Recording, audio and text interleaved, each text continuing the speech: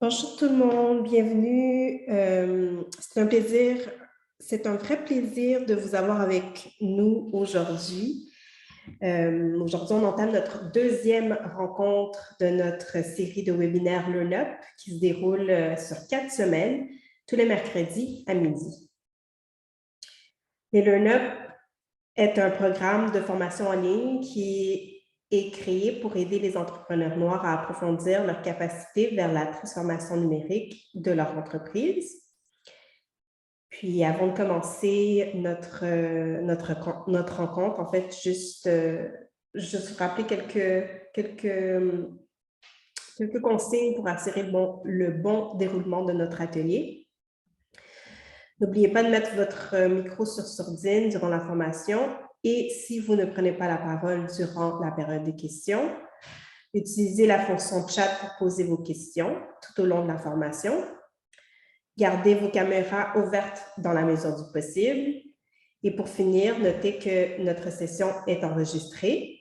On vous envoie le tout de suite, quelques temps après notre atelier.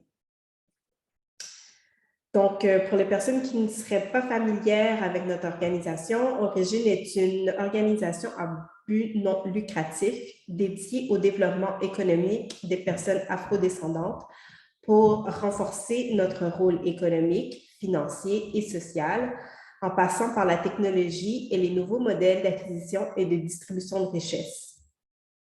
Generational wealth.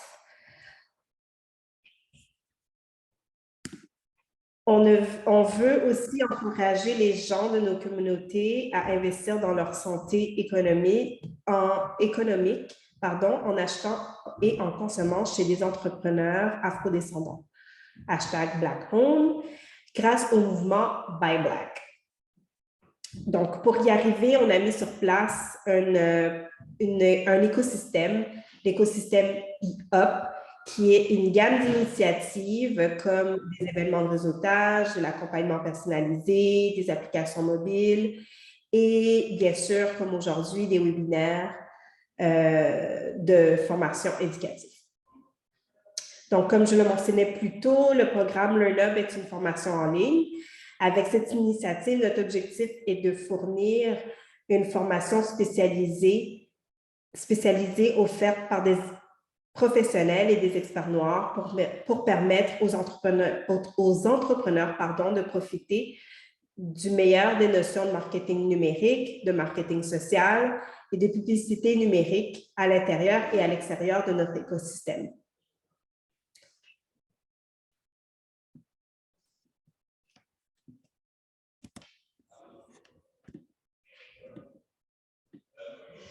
Sans plus tarder, je vous présente l'expert pour notre session d'aujourd'hui, Thierry Larfis. Thierry, la parole est à toi. Bonjour à tous, merci pour l'introduction. Donc aujourd'hui, en fait, le cours, ça va être vraiment à voir comment transformer le service à la clientèle en véritable centre de profit. Donc, je vais partager mon écran à l'instant. Il faut juste que je partage l'écran.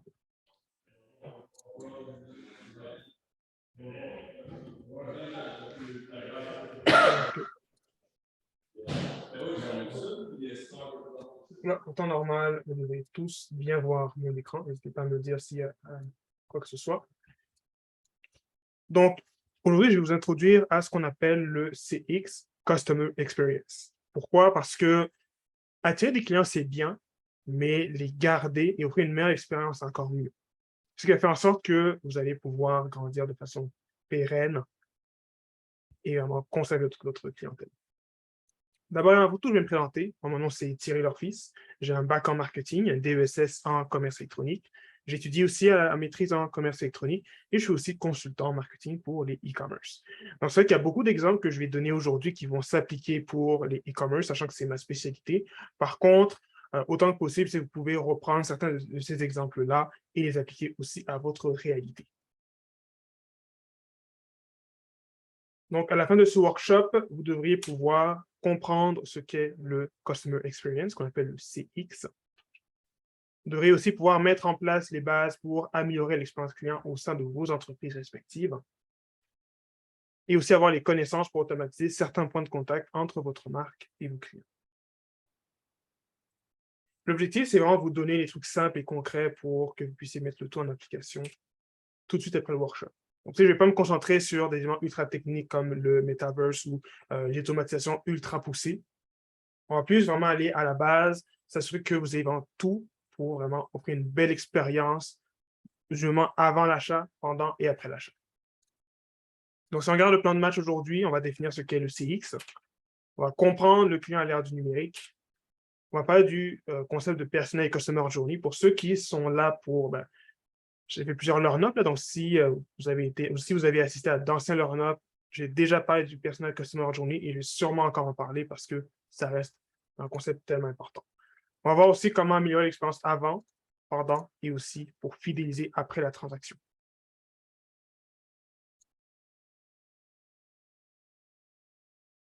Donc, ensemble, définissons qu'est-ce que le CX, Customer Experience.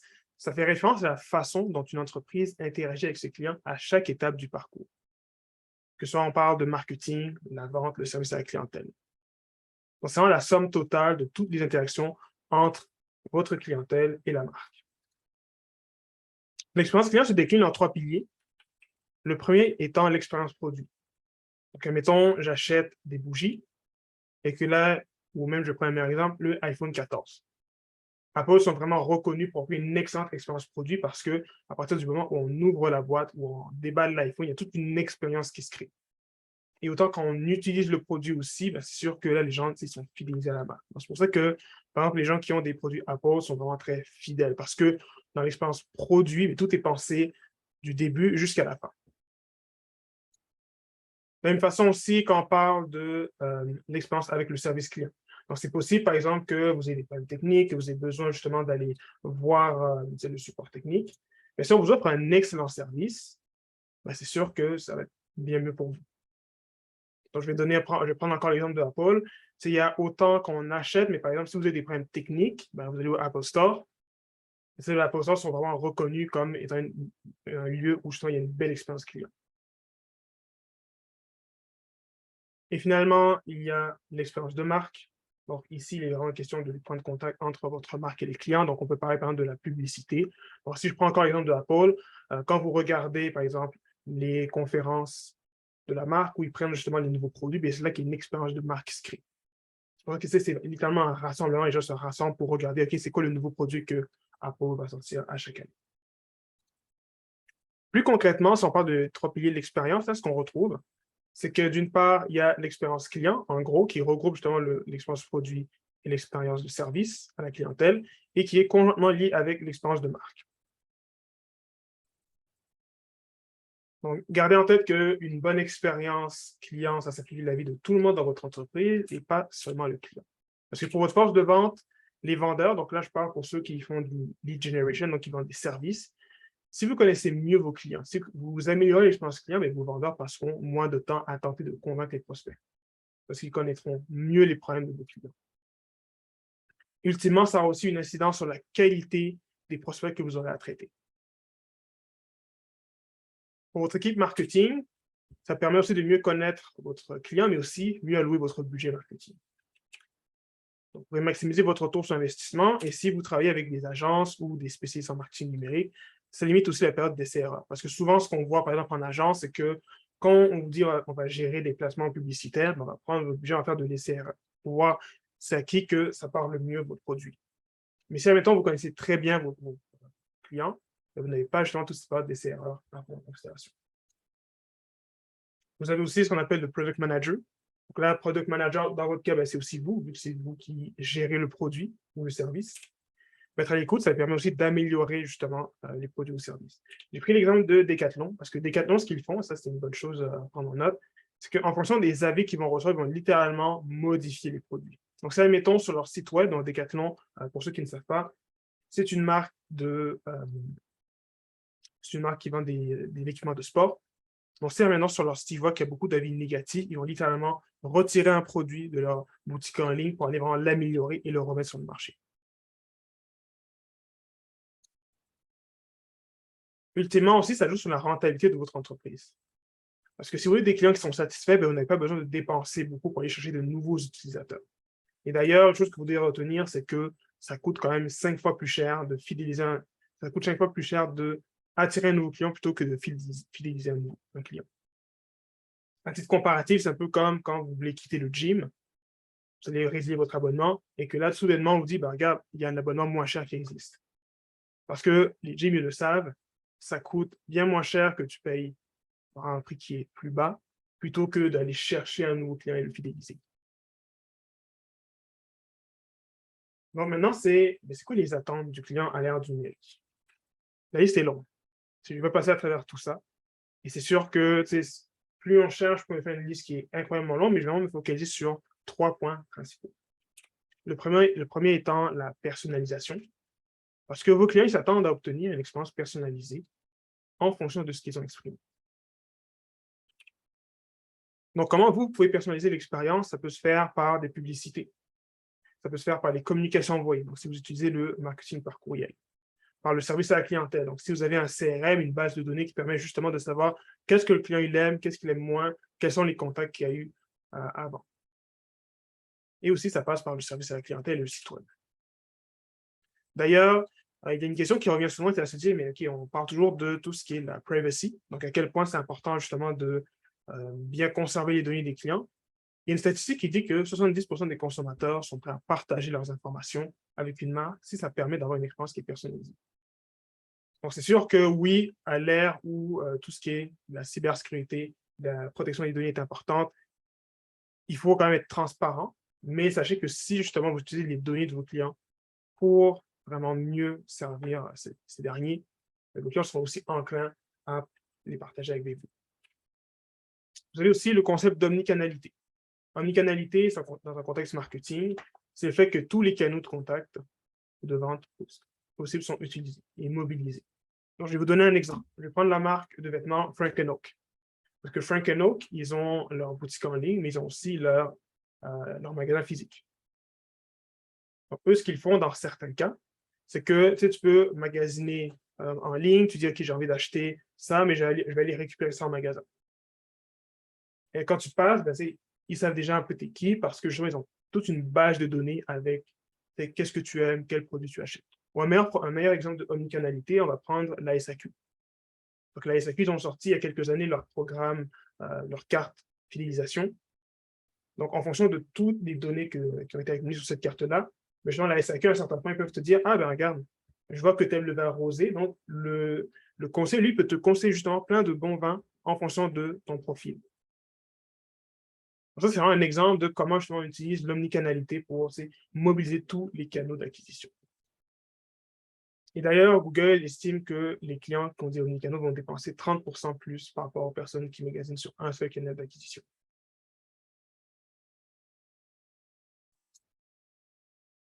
Et finalement, c'est aussi l'important d'être proactif plutôt que réactif. Parce que plus vous êtes capable d'anticiper les besoins de vos clients, mieux c'est pour votre service à la clientèle. Et d'ailleurs, je dirais même que le service à la clientèle aujourd'hui, c'est pas seulement de répondre rapidement, mais c'est vraiment de prévoir les points de friction, les besoins de vos clients. Donc, vous, votre devoir, en fait, en tant qu'entrepreneur, entrepreneuse, c'est de fournir toutes les informations possibles afin d'aider le client dans sa prise de décision. Parce que d'ailleurs, plus de 50% des clients, en fait, consommateurs vont affirmer qu'ils n'hésiteront pas à changer d'entreprise s'ils n'anticipent pas les besoins. Donc, si déjà j'arrive sur votre site et que je ne trouve pas les données nécessaires pour en prendre ma décision, faire mon investissement, les gens ne vont pas hésiter à changer.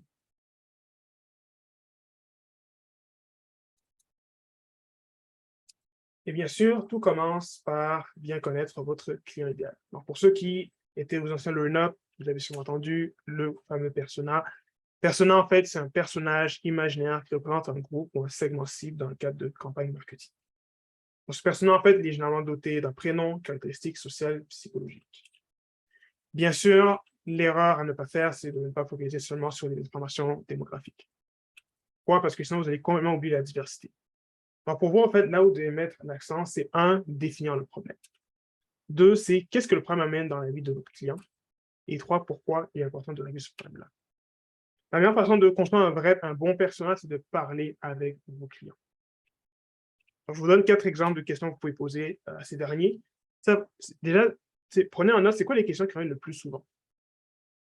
Regardez vos courriels, regardez le chat, regardez Messenger. Qu'est-ce qui revient le plus souvent? Conciliez ça. Regardez aussi les types de témoignages que vous recevez. Qu'est-ce qui revient le plus souvent? C'est quoi les mots qui reviennent le plus souvent quand on parle de votre marque? C'est aussi important de comprendre comment ils définissent leurs propres problèmes. Et aussi avoir quelles sont les solutions qu'ils ont déjà essayées par le passé.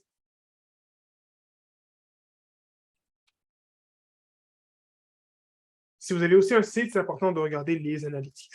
Donc, les données que vous avez déjà sur votre site. Savoir c'est quoi le réseau social que vos clients fréquentent le plus souvent. Avec quel type de contenu aussi ils vont interagir le plus. C'est quoi les pages qui sont les plus visitées de votre site web. Et aussi, c'est quoi les frais à la conversion. Donc, tout ça, là, c'est genre, je le dis rapidement, mais pendant la présentation, on va vraiment décortiquer chacun de ces points-là. Aussi, d'autres outils que moi, je vous recommande, vous avez l'outil SparkToro qui vous permet de vraiment mieux comprendre qu'est-ce que vos clients recherchent sur Internet. Un sujet public, vous pouvez aussi voir toutes les questions que les clients se posent sur des sujets précis. Quelques conseils aussi, donc ça, c'est des trucs gratuits que vous pouvez faire, c'est prendre le temps de lire les avis Amazon, des produits similaires ou autres. Parce que bien souvent, les avis négatifs de clients sur Amazon, ben, c'est une véritable mine d'or pour justement comprendre c'est quoi les problèmes de vos clients. Une autre chose que vous pouvez faire, c'est aussi rejoindre les groupes Facebook. Parce que souvent, en fait, les gens, ils aiment se regrouper justement en fonction de leurs intérêts personnels. Mais moi, ce que je vous invite à faire, c'est regarder, faites une recherche sur Facebook, regardez les groupes, inscrivez-vous et regardez ce que les gens ils disent. Bon, si vous n'avez pas la chance de pouvoir parler directement avec vos clients, je trouve que c'est peut-être l'une des meilleures façons de justement pouvoir comprendre leur réalité. Donc là, ici, je vous ai mis un exemple de persona. Donc, dans un persona, ce que vous devez retenir ici, c'est que là, on retrouve le nom, prénom, son âge, où est-ce que la personne vit. On parle aussi de son statut, son salaire, son archétype, qu'est-ce qu'elle aime faire dans la vie. On parle de sa personnalité, on parle de son histoire, on parle de ses motivations, on parle de ses buts aussi, qu'est-ce qu'elle veut faire dans la vie, on parle de ses frustrations, donc c'est vrai que vous devez vraiment prendre le temps de définir le problème comme tel. On parle aussi des comportements, qu'est-ce qui l'influence le plus, quelles sont les applications que cette personne utilise le plus fréquemment. Donc ça, c'est un exemple de personne. C'est sûr que vous pouvez voir sur le web, il y en a plusieurs autres, mais si vous n'avez pas fait cet exercice-là, moi, je vous dis, ça vaut vraiment la peine. Prenez un 4-5 heures pour vous asseoir, éplucher vraiment vos données que vous avez pour prendre le temps. Parce que même si vous investissez dans les services d'un expert marketing, on peut vous proposer la meilleure stratégie. Vous pouvez avoir un énorme budget, mais si vous ne connaissez pas à qui vous les vendre, vous allez laisser beaucoup d'argent sur la table. On parle aussi du Customer Journey. Donc, Customer Journey, c'est une carte détaillée qui montre l'expérience complète d'un client avec votre entreprise. Parce qu'il y a vraiment une carte qui explique qu'est-ce qui se passe avant, pendant et après.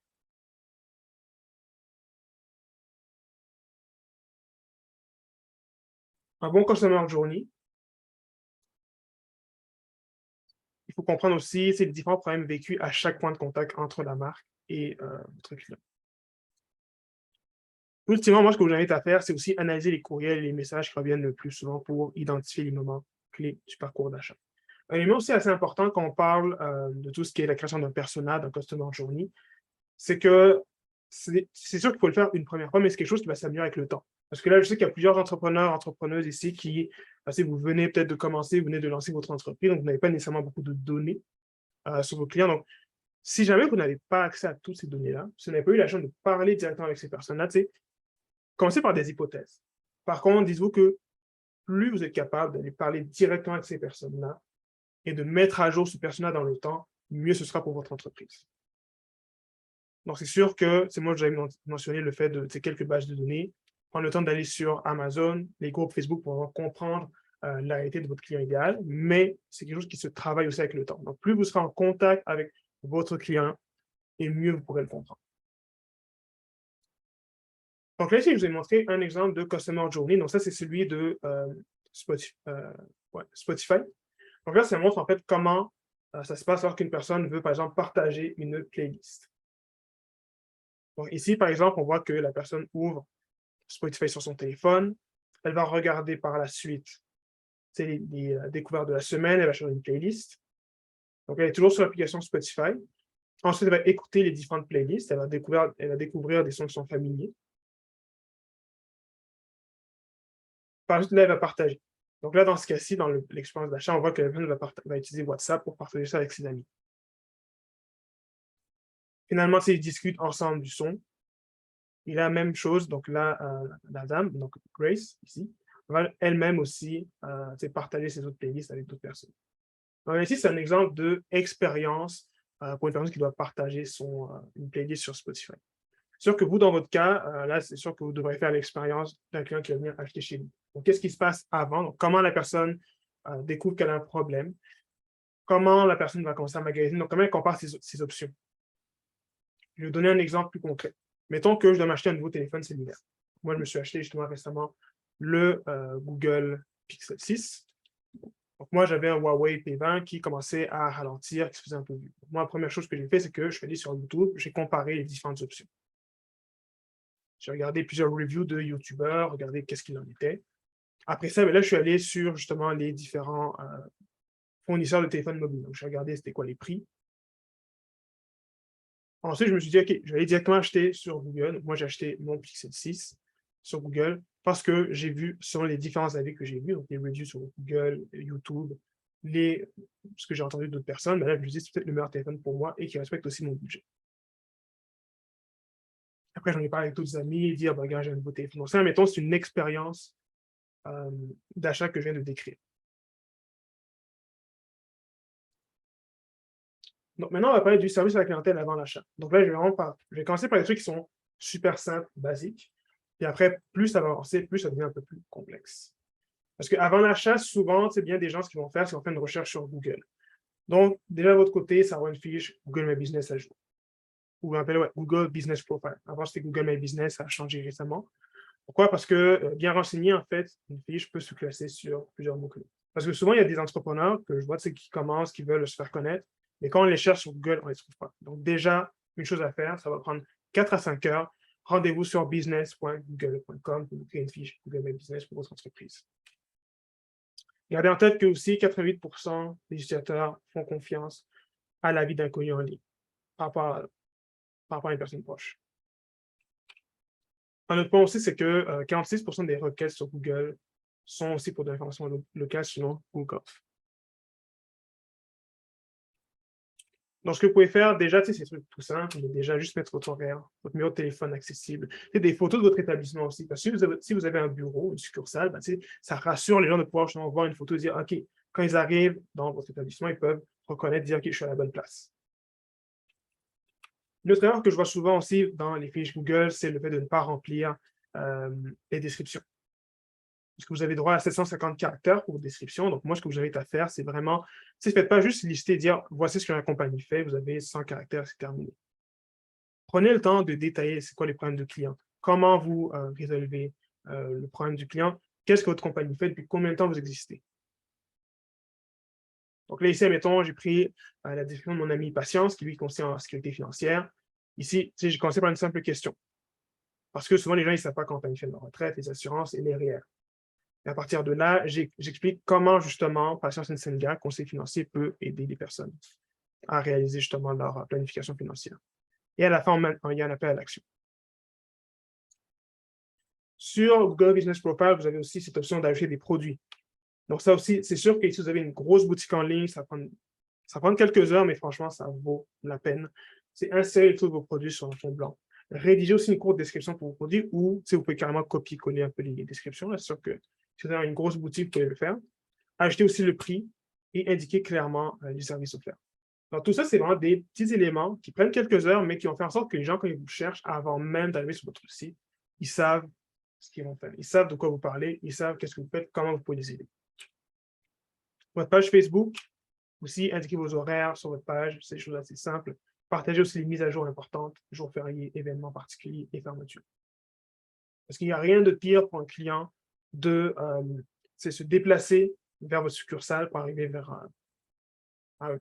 sur place et que c'est fermé. Et là, la question qu'on va se poser, c'est est-ce que Facebook, Instagram, c'est encore pertinent aujourd'hui? Parce que quand on parle de social commerce, donc social commerce, c'est le fait que les réseaux sociaux vont devenir de plus en plus des lieux où on peut acheter en ligne. Mais Facebook et Instagram restent des plateformes très pertinentes. On le voit ici, c'est un graphique qui a été fait par eMarketer. où on voit en fait le nombre de personnes aux États-Unis qui utilisent justement Facebook pour du social commerce. On voit que Facebook, Instagram sont quand même on voit beaucoup plus d'utilisateurs. Donc, mon point, en fait, aujourd'hui, c'est pas de vous dire de faire des publications Facebook. Mon point, c'est de vous dire, assurez-vous que votre page Facebook soit à jour. C'est quelque chose de simple, qui ne prend pas trop de temps, mais qui va faire en sorte que les gens, quand ils vont chercher, en savoir plus sur votre marque, ils vont avoir toutes les informations pour prendre une meilleure décision. Aussi, un autre élément assez important, c'est, je vais appeler ça la page à propos. Sur votre site, ça, c'est un élément assez important à garder en tête. La page About Us, à propos, c'est souvent la deuxième page la plus visitée de votre site. Et pourtant, c'est aussi très souvent la page la plus négligée. Sachant que là, on parle de l'expérience avant, un point important, c'est que vous pouvez aussi utiliser les réseaux sociaux pour faire une extension de votre page à propos de vous. Donc là, j'ai pris l'exemple de Tedia Rosarion. Donc moi, ce que j'invite à faire, aller regarder son Instagram. Elle a fait un truc qui est super intelligent, c'est qu'elle a utilisé carrément les publications pinées, donc les publications qu'on peut mettre de l'avant, pour vraiment carrément faire une page à propos d'elle. J'explique comment elle a fait. Donc, dans le cas de Tedia Rosarion, ce qu'elle a fait ici, c'est que dans ses premières diapos, elle explique son histoire. Elle a un background en finance, elle avait un 9 à 5, elle n'aimait pas cette vie-là. Par la suite, elle a commencé à bâtir sa propre communauté. Elle a eu plusieurs mentions, donc c'est là qu'elle a établi sa crédibilité. Donc, elle dit voici comment je peux t'aider. Elle dit aujourd'hui, j'en ai fait de l'argent avec ça. Elle prend des résultats. Donc, si vous avez par exemple une page Instagram et vous avez aussi la possibilité de pinner des publications, moi, je vous invite vraiment à créer ce genre de carrousel-là pour en mettre de l'avant votre histoire de marque, expliquer comment votre entreprise aide. Un autre point assez intéressant, c'est la biographie sur TikTok, parce que TikTok aussi propose cette possibilité de pouvoir pinner. Donc là, vous voyez ici, pinner des publications. Donc lui, ce qu'il a fait, c'est vraiment smart, c'est qu'il a créé 2 publications. Donc une où il se présente qui il est, puis la deuxième, c'est comment ça fonctionne pour son processus d'achat. Parce que souvent, en fait, ce qu'il avait remarqué, donc il s'appelle Alex, je pense, c'est qu'il y a beaucoup de personnes qui disaient « Ouais, mais t'es qui? Qu'est-ce que tu fais? Comment ça se passe avec toi? Combien ça coûte? » Donc lui, justement, il était complètement tanné de répondre toujours à cette question-là. Donc, qu'est-ce qu'il a fait? Il a créé 2 publications, il les a pinées, et chaque fois que les gens ils arrivent, ils ont ces questions-là, directement, c'est les 2 premières choses qui apparaissent.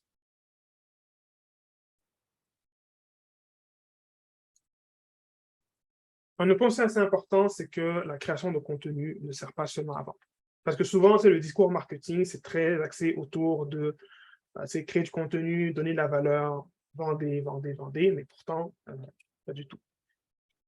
En 2022, c'est aussi important que vous ayez un blog sur votre site web. Il y en a beaucoup que je vois qui sont très actifs sur Instagram, mais quand j'arrive sur le site, pas de blog. Est-ce que c'est une stratégie dépassée? Non. Je sais que quand on parle de blog, beaucoup de gens pensent peut-être à Skyblog, qui était populaire dans les années 2000. Mais aujourd'hui encore, avoir un blog, c'est pertinent parce que 87% des décisions d'achat commencent par une recherche en ligne. Quels sont les avantages de tenir un blog sur votre site? D'une part, c'est d'éduquer vos clients sur votre industrie, vos produits.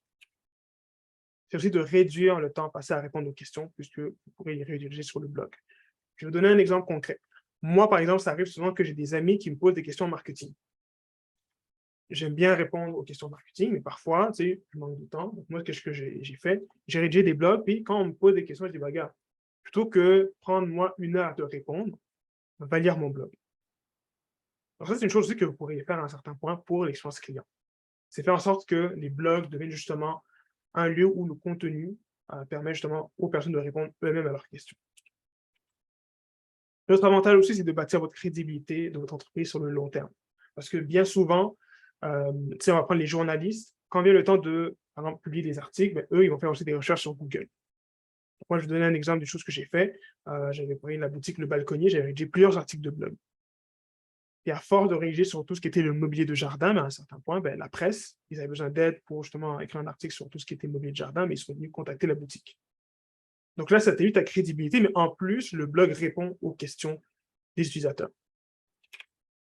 Et surtout, ça vous permet de limiter votre dépendance au placement publicitaire. Parce que oui, on parle toujours d'inflation en ce moment, tu sais, à quel point ça coûte cher le coût de la vie. Mais dites-vous que la publicité aussi, ça a augmenté et c'est pas mal plus fort que l'inflation. Donc maintenant, la question qu'on se pose, c'est comment rédiger vos articles de blog. Donc, définir vos topic clusters ici. Déterminer aussi le sujet traité. faire un plan d'article, rédiger, corriger, et aussi optimiser et publier sur le site. Il y a un autre learn-up que j'avais fait sur la création de contenu, où je détaille tout ça. Donc, pour ceux qui veulent se mettre dans la rédaction de blog pour votre SEO et pour l'expérience client, je vais passer à travers tout ça, vu que j'en ai déjà parlé dans un autre learn-up, mais je vous invite aussi à aller sur ma chaîne de Origin pour aller regarder ces vidéos-là où j'explique vraiment tout en profondeur. Parce qu'un topic clusters, en fait, c'est vraiment un groupe de pièces de contenu qui tournent autour d'un sujet principal. Donc, si, admettons, ça c'est un topic cluster, donc comment commencer un blog, là, c'est tous les sous-sujets qu'on peut développer autour. Un autre point aussi assez intéressant, une erreur que je vois fréquemment, là, quand les gens, en fait, ils ont une belle page Instagram, le lien vers en bio qu'on met sur les réseaux sociaux, l'erreur que je vois que beaucoup de personnes font, c'est de rediriger les personnes vers la page d'accueil de votre site web. Gardez ça en tête, personne n'a envie de chercher sur votre site pour du contenu. Donc, si vous faites un article de blog et vous parlez de ça sur votre page Instagram ou sur TikTok, les gens n'ont pas envie de se dire « OK, il faut que je clique sur le lien en bio, là, j'arrive sur la page d'accueil, je vais aller chercher dans le blog. » Non. Moi, ce que j'invite à faire, c'est de proposer un menu optimisé pour le mobile. Donc, c'est une pratique courante, vous pouvez faire ça avec Linktree, il y a plein d'autres logiciels qui existent pour créer ce genre de menu pour améliorer l'expérience client. Vous avez deux options qui s'offrent à vous. Vous pouvez aussi soit créer votre page vous-même, donc à travers votre site web, ça prend plus de temps. Ça peut demander l'intervention d'un développeur, mais par contre, vous êtes propriétaire de la page. Et surtout, ça vous permet d'avoir les données comme Google Analytics et votre pixel physique. L'autre côté, si vous utilisez un logiciel comme Linktree, Linkpop, Monolink, vous n'êtes pas propriétaire de la page, puisque ça appartient au logiciel. C'est beaucoup plus simple à mettre en place, ça prend quelques minutes. Et dans certains cas, il faudrait que vous payiez pour intégrer justement les données analytics. Donc, c'est vraiment à voir en fonction de votre budget, de ce que vous avez aussi, et du temps que vous avez. Un autre point important aussi pour l'expérience client, c'est tout ce qui est lié avec les automatisations live chat. Donc, moi, il y a un logiciel que j'aime bien, qui s'appelle ManyChat. Moi, ce que je vous invite à faire, c'est aussi de créer un menu. Parce que souvent, de plus en plus, les gens, ils vont vous contacter à partir de Instagram, Facebook pour des questions. Si vous avez ManyChat, ManyChat, vous pouvez automatiser, simplifier ça.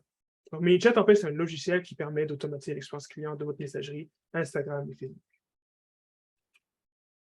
Donc, pourquoi avoir un menu?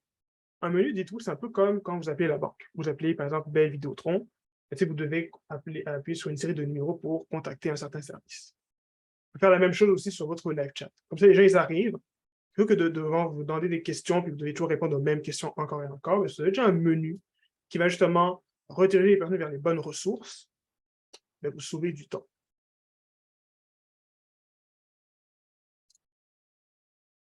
Donc, si vous faites un menu avec ManyChat, mes recommandations, limitez-vous à 4 à 5 options maximum. Répondez d'abord aux questions qui reviennent le plus souvent et surtout, n'essayez pas de mettre en place des intégrations complexes. Moi, par exemple, je vais vous donner un exemple. Quand j'étais sur le marché du travail, j'avais aussi mis en place une automatisation avec ManyChat. Pourquoi? Parce que moi, mettons, je gérais 4 marques, donc c'est moi qui devais gérer les messageries des 4 entreprises, et j'étais lassé de ça. Donc, moi, je m'étais dit, je vais créer justement un menu ManyChat avec quelques automatisations, ce qui a fait en sorte que les 2 heures par jour que je pouvais perdre à répondre à des questions, là, finalement, j'ai pu m'en débarrasser. Alors, vous, comme entrepreneur, là, pour pas que justement vous ayez toujours à vous coucher à minuit pour répondre aux questions des personnes, créez-vous aussi un menu ManyChat. ManyChat, c'est gratuit à la base. Après, en fonction du nombre d'utilisateurs que vous avez, là, ça se peut que vous allez prendre un forfait payant. Mais pour le temps que vous allez gagner, ça peut être vraiment assez intéressant. D'autres possibilités aussi intéressantes avec ManyChat ou autres logiciels, c'est vraiment le fait de pouvoir automatiser certaines discussions avec des mots-clés. Donc ça, c'est vraiment parfait pour pouvoir préqualifier certains clients qui veulent en savoir plus sur un produit ou service. En mettant, j'ai pris cet exemple de Mindvalley. Donc, en mettant, tu écris le mot énergie, là, directement, on va te présenter un certain programme. Donc, si, admettons, vous avez un nouveau produit, service que vous voulez mettre de l'avant, mais il faut dire, OK, envoyez-moi le mot énergie, directement, automatiquement, OK, vous sortez, le chat va s'occuper de vendre pour vous. Il y a aussi une possibilité d'automatiser les conversations pour récolter des données avec ManyChat. Donc ça, c'est vraiment pratique si, pour ceux qui ont du service, qui veulent prendre les coordonnées des clients, c'est aussi une possibilité. Donc, vous pouvez carrément demander avec ManyChat de dire, demande les coordonnées de vos clients, ça va tout faire le travail pour vous et vous n'aurez pas à gérer justement la conversation. Une autre possibilité qui est assez intéressante, c'est d'utiliser les relations clients avec les commentaires laissés par les utilisateurs. Donc, si, admettons, vous faites un concours Facebook, ou bien si, admettons, vous faites un concours, vous pouvez dire, OK, commentez tel mot. Puis dès que, par exemple, une personne laisse un mot sous une publication, automatiquement, le chat va commencer à s'occuper du client pour justement lui parler de vos produits ou services. Ça, c'est des possibilités. Donc, c'est sûr qu'il y a une certaine courbe d'apprentissage, mais c'est pas non plus, c'est pas impossible, loin de là. Donc, je vous recommande ManyChat autant pour l'expérience client et même pour vos ventes en ligne. Maintenant, on va parler du service à la clientèle pendant l'achat. Donc là, j'ai parlé de tout ce qui était le live chat. Et c'est aussi important d'avoir le live chat sur votre site et pas seulement sur vos réseaux sociaux. Pourquoi? Parce que vos clients, ils n'ont pas envie de vous écrire déjà, mais ils n'ont pas en plus envie d'entendre votre voix au téléphone. Pourquoi? Il faut aussi garder en tête que 44% des utilisateurs sur une étude de Forrester affirment que avoir une personne qui répond durant les visites d'un site est l'un des éléments les plus importants. Et en plus, avoir un live chat peut augmenter justement les taux de conversion de 3,84% sur Software Advice. Donc là, pour ceux qui se disent, OK, mais quel live chat je devrais choisir? Première question à vous poser, c'est quoi mon budget? Si vous n'avez pas de budget, moi, je vous recommande, vous pouvez carrément utiliser le live chat de Messenger, de Facebook Messenger. C'est simple, c'est gratuit, vous pouvez mettre ça en place facilement et ça se connecte avec ManyChat. Si, par exemple, vous avez plus de budget, vous avez un processus d'achat qui est beaucoup plus complexe, c'est là qu'il faut regarder, s'assurer que est-ce que le live chat respecte aussi votre processus d'achat. C'est aussi avoir les automatisations. C'est de quelle automatisation vous avez besoin en fonction de vos produits ou services. C'est aussi avoir c'est quoi les intégrations que ça fait avec la boutique en ligne ou bien votre site web. Et surtout tout ce qui est lié avec la personnalisation. Un autre point aussi assez important pour ceux qui ont une équipe ou des employés, prenez le temps de former vos employés à laisser le plus de traces possible. Parce qu'il n'y a pas seulement de discuter avec une personne, mais c'est aussi s'assurer que chaque personne laisse des notes sur le client ou la cliente. Pourquoi? Parce que vos clients, justement, ils s'attendent à ce que si vous êtes contacté sur le web, ben, que vous connaissez bien le problème quand ils arrivent en personne. J'ai parlé plutôt justement du concept de omnicanalité. Je vais donner un exemple quand je travaillais sur le marché du travail. Parfois, ça arrivait qu'il y avait des clients qui, justement, ils m'envoyaient un message par Messenger le matin, puis ils arrivaient à l'après-midi dans le bureau. Mais vu que j'étais la seule personne qui gérait le Messenger, le client, il disait, ben, regarde, moi, j'ai parlé avec quelqu'un toute la journée, comment ça, on ne me connaît pas? Donc, pour vous, c'est vraiment important de, le plus possible, laisser des notes pour que toutes les personnes de votre équipe du service à la clientèle soient au courant de ce qui se passe. Idéalement, mettez en place une genre de nomenclature pour les notes. Comme ça, tout le monde va pouvoir utiliser toujours la même nomenclature, c'est facile à comprendre. Donc, si, mettons, vous voulez écrire, je sais pas moi, client chiant, ben, vous pouvez dire, OK, quand on a un client qui est embêtant, on écrit client chiant, exemple. Ou si on peut dire, OK, ben, un client qui veut tel produit, ben, vous pouvez aussi utiliser une certaine nomenclature. Le but, c'est vraiment que facilement on puisse comprendre de quoi vous parlez. C'est aussi important d'utiliser les bons outils d'analyse, parce qu'une chose que j'ai remarqué, ça arrive fréquemment, c'est que il y a beaucoup de gens qui n'ont pas Google Analytics. Et là, je sais qu'il y en a plusieurs, vous êtes derrière votre écran, vous êtes caché derrière, vous avez fermé vos caméras. Si vous n'avez pas Google Analytics, on a un sérieux problème. Parce que Google Analytics, c'est l'outil qui permet de concilier l'ensemble des données des utilisateurs qui visitent ton site web. Il va te permettre aussi de mieux comprendre les clients, voir comment ils prennent leurs décisions et voir qu'est-ce qui génère le plus de ventes. Donc, par où commencer? Donc, pour ceux qui n'ont pas Google Analytics, créez-vous un compte Google Analytics sur google.com/analytics. Ensuite, installez Google Analytics Universal et Google Analytics 4. C'est sûr que là, je vais être transparent avec vous. Soit vous pouvez avoir besoin d'aide d'un développeur, si vous avez un site qui est codé sur mesure, ou bien regarder des vidéos sur YouTube pour voir comment ça se fait. Ce n'est pas très compliqué en réalité. Et après, activer aussi les données Enhanced e-commerce. Donc, pour ceux qui ont e-commerce, je vais expliquer ça plus tard, comment faire ça. Donc, on va parler des données comportementales. Donc, pour ceux qui ont déjà Google Analytics, vous avez peut-être déjà entendu parler de ces mots-là. Ceux qui ne connaissent pas, c'est des choses qu'il faut que vous reteniez. Donc, quand vous ouvrez Google Analytics pour la première fois, il y a une métrique qui est importante qui s'appelle le taux de rebond. C'est-à-dire le pourcentage d'utilisateurs qui sont venus sur votre site sans consulter d'autres articles. C'est un peu comme si on calculait les gens qui ils font juste rentrer dans un magasin sans regarder les produits. Un bon taux de rebond, c'est 26 à 40% en règle générale. Si le vôtre est au-dessus de 55 ou même 50%, c'est-à-dire que l'expérience de votre site est améliorée. C'est-à-dire que si 50% des gens ils viennent sur votre site, ils partent, il y a des choses qui font en sorte que ces gens n'aiment pas votre site ou c'est l'expérience que vous proposez. Si votre taux de rebond est en dessous de 25, souvent c'est un petit problème dans l'installation de votre Google Analytics. Donc, comment on peut optimiser un taux de rebond? Première chose, c'est d'optimiser la vitesse de votre site. Donc, et les images soient compressées ainsi que soient légers en règle générale. Là-dessus aussi, il y a un learn-up qui a été fait, qui a été fait il y a quelques temps sur tout ce qui est l'optimisation du taux de conversion. C'est une vidéo de 1 heure où j'explique vraiment tout ça en profondeur. Donc là, je ne vais pas non plus repasser à travers tout ça, mais je vais en parler brièvement. C'est aussi de faciliter la navigation sur votre site, de travailler aussi la qualité du contenu. Parce que si j'arrive sur votre site et que je sais pas, je vous dis, je vends des chaussures rouges, mais quand j'arrive sur votre site, il n'y a aucune photo de chaussures rouges, ben, ça se peut que j'ai envie de partir. Je me dis, ben, ok, tu m'as promis des chaussures rouges, j'en ai pas vu. C'est aussi important de retirer ce qu'on appelle les liens bridés. Donc, si vous avez par exemple des hyperliens vers votre site qui mènent vers des pages 404, ça peut être aussi problématique pour votre plateforme. Google Analytics aussi vous permet d'analyser les termes de recherche. Donc, mon conseil aussi, quand vous faites ça, ce qu'on appelle les search terms sur Google Analytics, c'est de regarder c'est quoi les recherches qui sont faites le plus souvent. Donc, à partir de là, vous pouvez savoir combien de gens recherchent tel ou tel mot. Vous pouvez voir aussi les gens s'ils ont quitté et le nombre de pages qu'ils ont visitées aussi.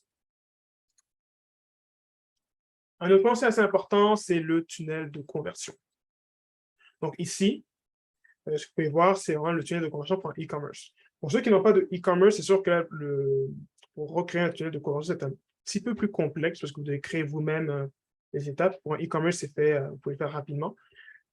Donc ici, mettons ce tunnel de conversion pour bien l'expliquer. Dans le premier temps, on peut voir tous les personnes qui sont juste venus sur le site. Après, on peut voir les gens qui ont visité les fiches produits.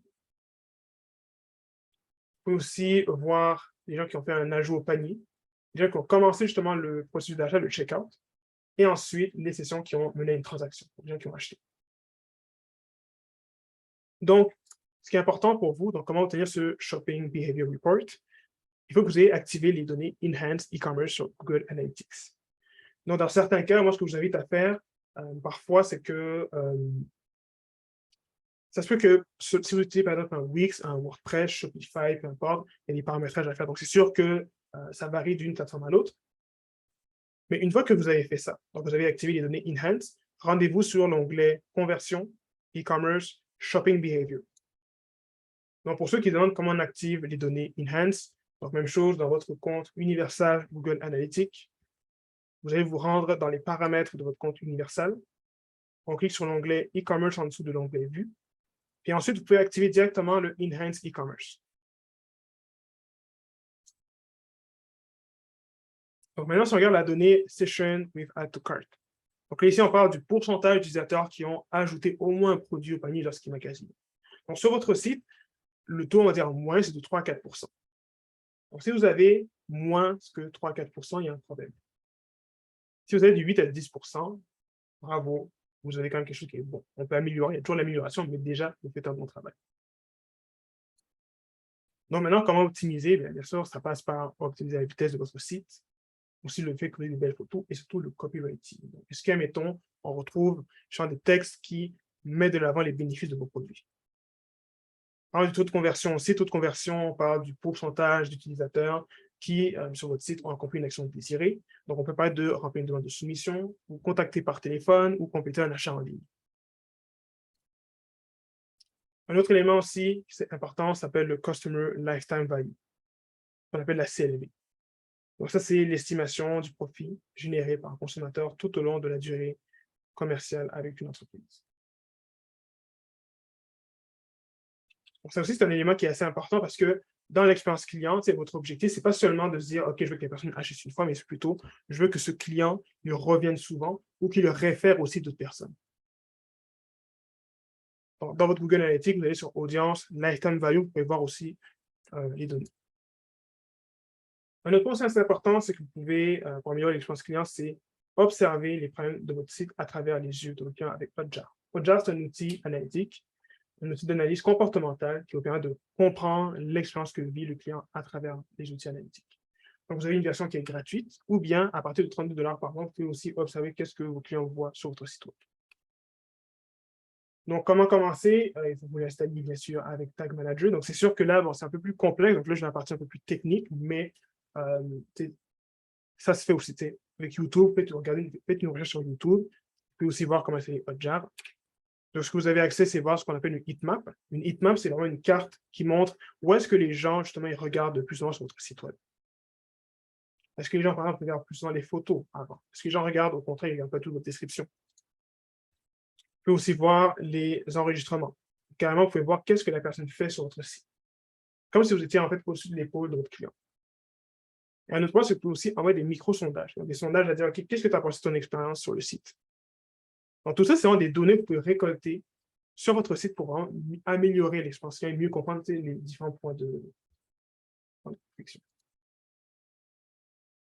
C'est aussi important de mettre vos pages produits au service de l'expérience client. Parce que quand on arrive dans un magasin, vos clients ils peuvent toucher, sentir, examiner le produit. Donc, s'ils ont besoin d'aide, même parfois, on peut juste lever la main, puis il y a un conseiller qui va venir expliquer les différents bénéfices d'un produit. Alors que quand on magasine en ligne, le seul sens qui est grand, c'est la vue.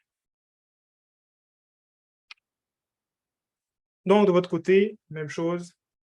Assurez-vous d'avoir au moins 3 photos de vos produits sur un fond blanc. Des photos aussi qu'on dit lifestyle.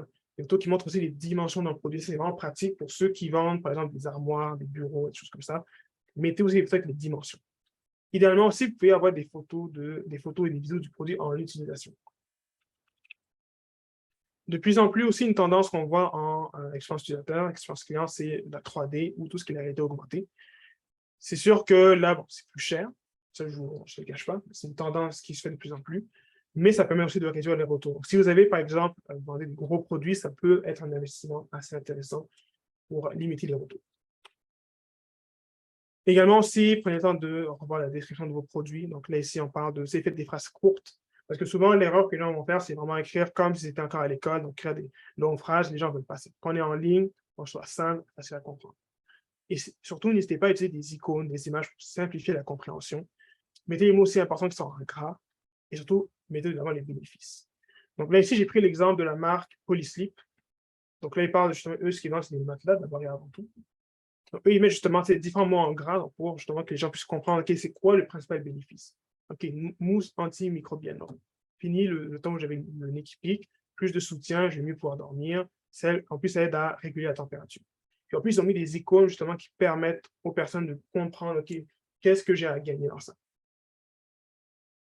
Donc, dites-vous qu'en ligne, il n'y a pas un vendeur qui se place pour expliquer. C'est vraiment votre page qui est au service de votre client. Je vais aussi parler du concept de bénéfice versus caractéristique. Parce qu'une caractéristique, il y a un énoncé factuel. Quelque chose qui dit que voici le produit, il est de couleur bleue, il fait par exemple 30 pieds. Alors qu'un bénéfice, c'est qu'est-ce que les utilisateurs vont tirer en achetant le produit. Je vais prendre l'exemple de Apple avec leur nouveau MacBook Pro. Donc, eux, ils ont mis 32 gigaoctets de RAM. 32 gigaoctets de RAM, ça, c'est une caractéristique. C'est un fait, l'ordinateur MacBook Pro peut avoir jusqu'à 32 gigaoctets de RAM. Maintenant, qu'est-ce que j'en ai à en tirer? Si mon ordi a beaucoup de RAM, je peux utiliser plusieurs applications en même temps. Ça, c'est le bénéfice. Donc, vous, c'est la même chose. Pensez à, si vous avez, par exemple, vos produits, c'est quoi les caractéristiques et surtout, comment cette caractéristique aide vos clients au quotidien? C'est aussi important de mettre ce qu'on appelle votre USP, donc votre proposition de valeur unique. Donc, c'est vraiment mettre de l'avant les différents bénéfices que vous avez. Pour ceux qui ont une boutique en ligne, ce que vous pouvez aussi faire, c'est carrément en dessous du bouton « Ajouter au panier », c'est vraiment mettre votre proposition de valeur juste en dessous. Comme ça, les gens vont pouvoir s'en rappeler. Donc, s'ils n'ont pas lu toute la description, mais au moins en dessous, on peut avoir des petites icônes qui disent « OK, voici pourquoi tu devrais acheter avec nous ». Autant que possible aussi, prioriser la lisibilité. Ça, c'est une erreur que je vois souvent, c'est des boutiques en ligne où la taille des textes, c'est tout petit. Donc, 16 pixels minimum partout. C'est la norme aussi de Google. Et ça permet aussi d'assurer la lisibilité partout dans le monde. Parce que, gardez en tête qu'il y a quand même plus de 285 millions de personnes qui, justement, ont des problèmes de vision. Et plus, justement, on avance, plus, justement, cette statistique est en train de grandir. Un point aussi assez important, c'est d'avoir une garantie de retour et de remboursement qui est simple à comprendre. Parce que déjà là, selon un sondage de Harris Poll, 91% des gens considèrent justement cette garantie comme un facteur essentiel à l'achat. Donc, de votre côté, ce qui est important dans une garantie de politique de retour, clairement stipuler c'est quoi la plage de temps pour les retours, définissez c'est quoi les conditions dans lesquelles vous acceptez les retours. Si vous pouvez même ajouter des photos à dire que voici comment je m'attends à ce que les produits soient retournés. Listez aussi les conditions exigences pour lesquelles vous acceptez les retours. Gardez le langage aussi simple et surtout divulguer autant que possible les frais associés. Ça vous évite aussi à perdre du temps à gérer des retours avec des clients. Donc, plus vous donnez de l'information, mieux c'est. C'est aussi important, c'est tout ce qui est les séquences d'abandon de panier. Donc là, même chose, j'ai aussi fait un cours complet de email marketing avec LearnUp. Donc, même chose, je vous invite à vous abonner sur la chaîne YouTube. Il y a une vidéo de 1 heure où j'explique tout ça. Donc, je ne vais pas passer à travers tous les détails d'une séquence de panier abandonné. Mais ce qui est important à garder en tête, c'est que quand on fait une séquence de panier abandonné pour les e-commerce, ici, c'est relancer le client 2 à 6 heures après sa visite sur le site web.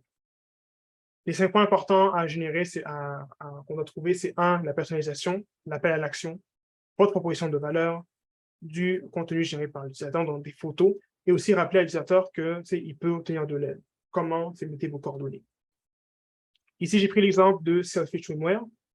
Donc, ici, on voit par exemple, c'est la personnalisation. On trouve le nom de la personne, l'appel à l'action, la proposition de valeur, une photo justement de la présidente de l'entreprise. Et on voit aussi justement ces éléments de crédibilité. Et en bas aussi, on retrouve les coordonnées de la présidente. C'est aussi important de prévoir les objections avec une FAQ, ce qu'on appelle une Frequently Asked Question, ou foire aux questions en français. Plus vous êtes capable justement de prévoir les objections, mieux c'est pour vous. Comme ça évite que les gens viennent vous poser des questions à savoir, ouais, mais est-ce que je peux utiliser ce produit dans telle condition? Pourquoi vous une FAQ? Parce que gardez en tête que 69% des gens vont tenter de répondre à leurs questionnements par eux-mêmes avant de vous contacter. C'est pour ça que je disais plus tôt, justement, la proactivité est super importante. Avant de vous contacter, si une personne vous contacte, c'est vraiment qu'elle n'a pas trouvé une information sur votre site. Donc, pour créer une FAQ, moi, ce que je vous invite à faire dans un premier temps, c'est 1, lister les questions qui reviennent le plus fréquemment. Dans votre live chat, dans vos emails. Rédigez des réponses claires, simples à comprendre, puis ensuite, vous pouvez intégrer soit une page FAQ ou bien les intégrer dans vos pages produits de votre site. Aussi, autant que possible, ce que vous voulez, c'est éviter que vos clients tombent sur des produits en rupture de stock. Ça arrive, mais ce que vous pouvez mettre en place, c'est ce qu'on appelle de la précommande. La précommande, en fait, c'est une façon justement pour les gens qui puissent quand même passer une commande, même si le produit n'est pas fabriqué ou s'il est tout simplement pas en stock. C'est quoi les avantages pour vous? Ça permet de mieux planifier la demande pour vos produits ou services. Ça permet de générer de l'engouement aussi, parce que c'est une façon pratique pour justement créer de la publicité autour de ça et augmenter vos ventes et les liquidités de votre entreprise. Autrement aussi, vous pouvez avertir lorsque vos produits sont de retour. Donc, plutôt que mettre vos produits en rupture de stock, mais lorsque les gens arrivent, vous pouvez inviter les gens à laisser leur courrier. Donc, ça aussi, c'est une bonne façon de collecter des emails, agrandir votre base de données et justement améliorer l'expérience. Donc, moi, ce que je vous invite à faire, donc Klaviyo, c'est un logiciel de email marketing. Pour ceux qui ont des commerces en ligne, moi, je vous recommande vraiment, c'est Klaviyo, c'est vraiment le meilleur outil pour les e-commerce. Vous pouvez aussi mettre en place ce qu'on appelle une séquence back in stock. De cette façon-là, vous n'avez pas de temps à perdre, créez tout simplement votre séquence directement, ça va être simple. De cette façon-là, vous n'aurez pas à chaque fois à devoir écrire vous-même un message. Vous pouvez automatiser ce processus-là pour les différents produits. Donc, si mettons on fait des messages back in stock, ce qui est important à prendre en considération, c'est qu'il faut qu'on trouve une photo du produit, comme on le voit ici, un appel à l'action. Donc, ici, on voit ici, c'est écrit « Magasiner maintenant ». On voit aussi la personnalisation. Donc, maintenant, on intègre le prénom de la personne. On rappelle les bénéfices, donc pourquoi justement je devrais acheter le produit. Et idéalement aussi, insérer des avis d'un client. Donc, quelques applications. Donc, là, ici, pour ceux qui ont des boutiques Shopify. Donc, ça, mettons, ça, c'est une série d'applications. Donc, vous avez Klaviyo pour email marketing. Et ça, c'est d'autres applications que je peux vous recommander aussi.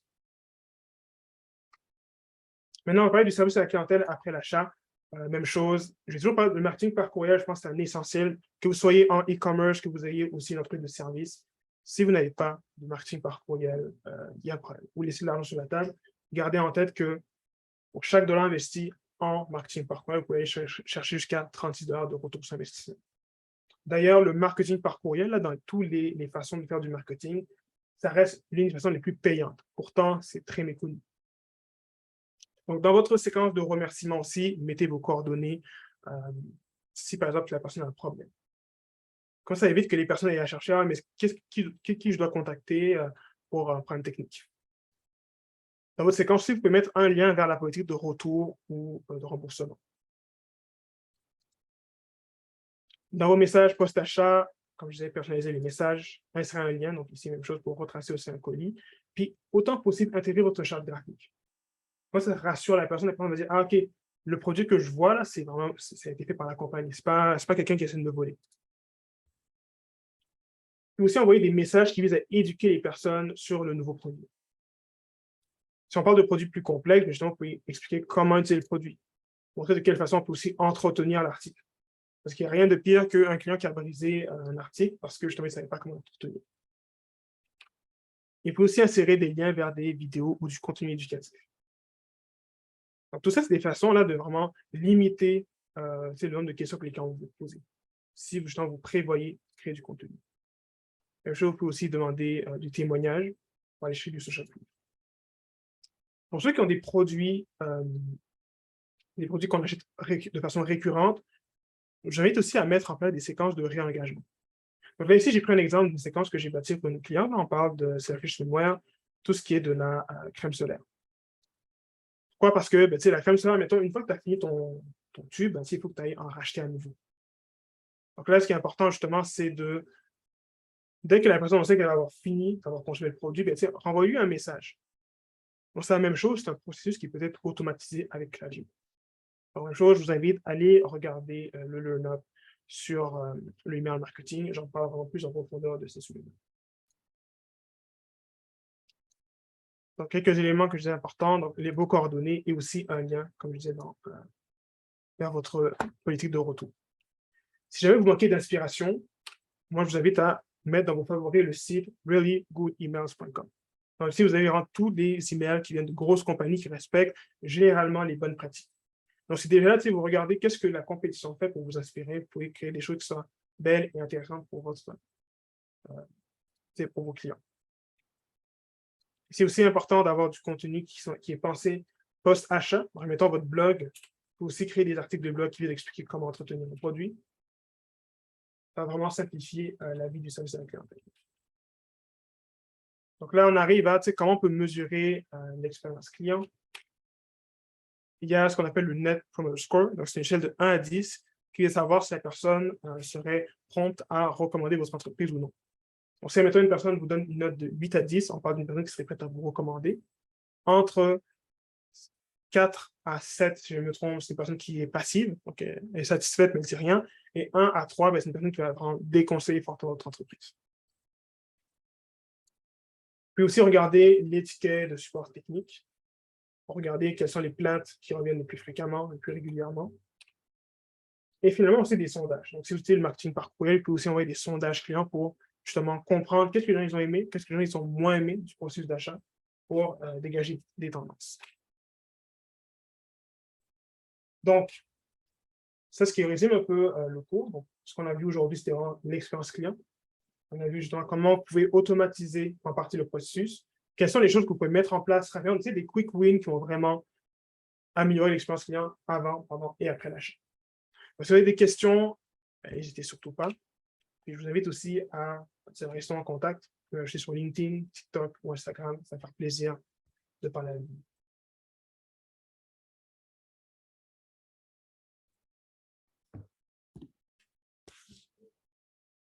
Si vous avez des questions, n'hésitez pas à utiliser la boîte chat pour les poser ou sinon utilisez votre micro pour poser directement vos questions à Thierry.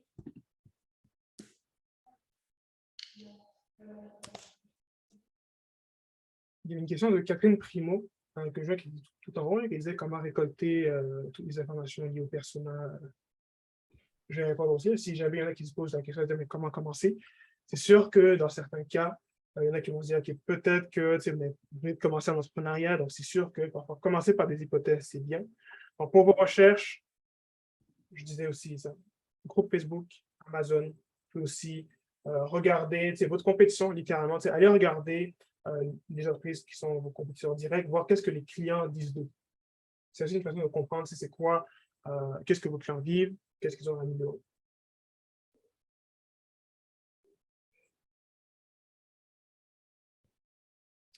Est-ce qu'il y a d'autres? C'est bien? Est-ce qu'on a bien répondu à votre question, Catherine?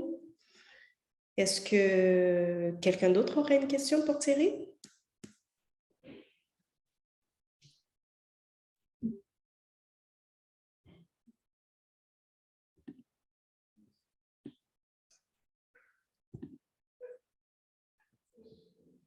Parfait. Donc, s'il n'y a pas d'autres questions. Ah, il y a une question qui vient de Geoffroy. Ah, parfait. Okay, je vais répondre ici. Donc, Geoffroy qui pose, juste, j'ai la question ici.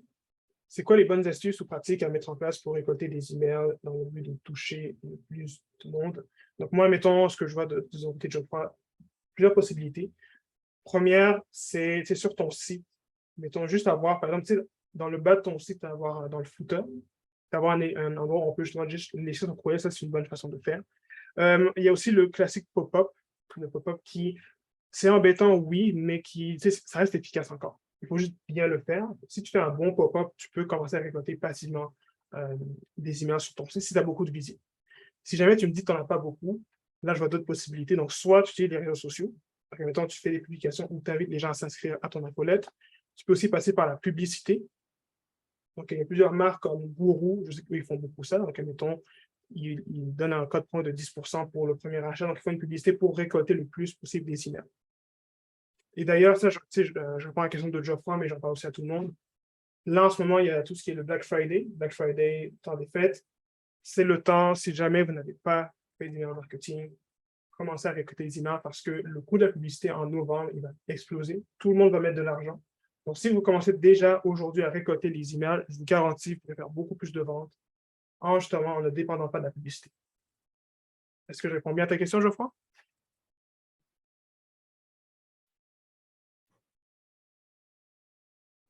Parfait. Super. Donc, si vous avez d'autres questions, n'hésitez pas à utiliser le chat.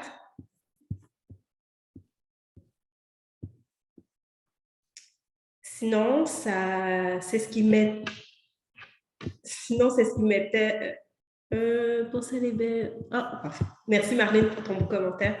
Sinon, ça met fin à notre atelier aujourd'hui. Merci Thierry pour cette super formation, super instructive. Donc, merci à tout le monde d'avoir participé avec vos questions, d'avoir été attentif. Comme on l'a mentionné, je l'ai aussi mis dans le chat, les enregistrements sont disponibles une fois que l'atelier est terminé. Vous allez les retrouver En fait, les ateliers du passé sont disponibles dans le lien, donc sur la playlist que je vous ai partagée un peu plus tôt. Et l'enregistrement d'aujourd'hui sera disponible un peu plus tard aujourd'hui. On vous envoie le tout par courriel. Sinon, je vous rappelle qu'on est en pleine session Learn-Up. Il nous reste 2 sessions à notre session d'automne. 28 septembre, donc mercredi prochain, on aura un atelier en fait sur comment adapter sa petite entreprise aux nouvelles technologies liées à la crypto et la metaverse. Donc, introduction à la Web3 avec Rama. Et aussi, notre dernière formation aura lieu le 5 octobre avec Taina, je crois. Toujours dans nos annonces, on aura notre deuxième édition de nos 2 journées Meetup qui aura lieu le 25 et le 26 novembre. Thierry mentionnait le Black Friday qui a lieu habituellement en novembre. Il y aura aussi une section pop-up shop à nos conférences. Donc, vous aurez accès à une belle sélection de marchands Black-owned pour faire vos achats pour le temps des fêtes, en plus de 2 jours de conférences sur la technologie et sur l'importance du mouvement Buy Black. Tout ça se passe le 25 et le 26 novembre. La programmation sera disponible dans quelques semaines. On pourra aussi acheter des billets dans quelques semaines. Donc, je vous invite à ajouter ces 2 dates dans vos calendriers. Sinon, je vous dis merci et à la semaine prochaine. Merci Thierry. Merci tout le monde.